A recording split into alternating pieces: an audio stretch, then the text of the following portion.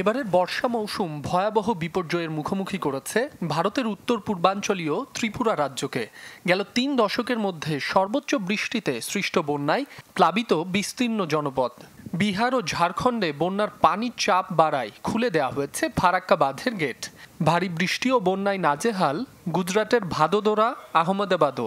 বিভিন্ন অঞ্চলে বন্যা ও ভূমিধসে হয়েছে প্রাণহানি। এদিকে গেল প্রায় ১.৫ বছর ধরে গৃহযুদ্ধে বিপর্যস্ত সুদান লড়ছে ভয়াবহ বন্যার সাথে।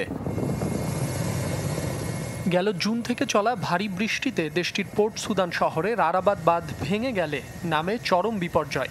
আকস্মিক বন্যায় প্রাণ গেছে অর্ধশতাধিক, ভেসে গেছে ২০টি গ্রাম, ক্ষতিগ্রস্ত ৫০,০০০-এর বেশি ঘরবাড়ি।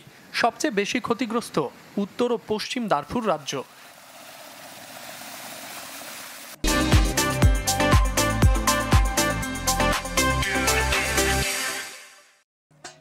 এমন পরিস্থিতিতে বিশুদ্ধ পানির সংকট সহ মানবিক বিপর্যয় বাড়ার শঙ্কা জাতিসংঘের।